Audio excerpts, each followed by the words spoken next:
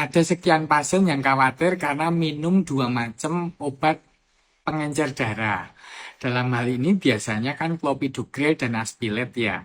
Dua-duanya memang sifatnya sebagai antiplatelet. Tetapi titik tangkapnya berbeda. Kenapa sih kok dokter jantung, dokter penyakit dalam, atau dokter saraf memberikan dua macam obat pengencer darah? Karena dari sekian penelitian, banyak penelitian itu memang dua obat ini lebih efektif untuk mencegah terjadinya pembentukan trombus, pembentukan sumbatan di pembuluh darah. Ya, karena juga titik tangkapnya itu berbeda. Kalau untuk clopidogrel itu kan titik tangkapnya untuk memblokir reseptor adenosin difosfat yang ada di platelet sehingga tidak terjadi agregasi atau penempelan bekuan darah tersebut.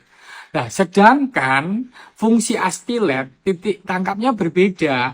Aspilet itu fungsinya mencegah pembentukan tromboksan oleh trombosit yang juga membuat trombosit mudah menempel, yang menyebabkan terjadinya bekuan darah juga.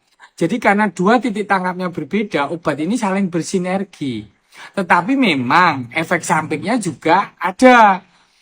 Makanya biasanya pemberian dua atau double obat pengencer darah ini biasanya pelangsungannya sih kisaran setahun ya. Kalau udah setahun biasanya dokter itu akan mengurangi salah satunya. Ya jadi buat teman-teman, kalaupun ada efek samping sebaiknya bicara ke dokter konsultan tersebut. Apakah efek samping itu signifikan untuk di stop salah satunya. Misalnya efek samping itu yang bisa dilihat itu misalnya ada ruam yang terlalu sering, gampang sekali memar, entah di tungkai bawah kaki atau di tangan misalnya. Atau misalnya mimisan.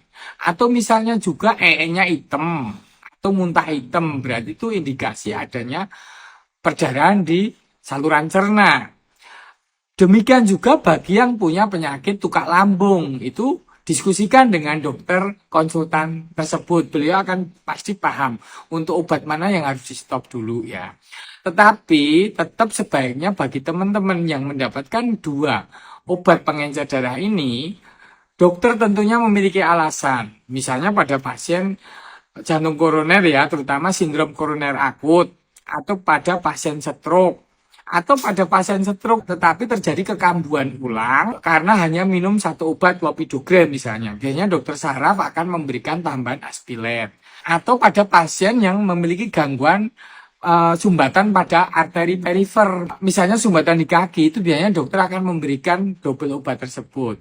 Tetapi untuk kewaspadaan, untuk teman-teman yang sedang mengkonsumsi obat ini, ada baiknya ketika mau cabut gigi atau pada prosedur preoperasi, 5 hari sebelumnya obat ini sebaiknya di stop. Tapi sebelumnya menyetop obat ini harus konsul dulu ke dokter konsultan terkait.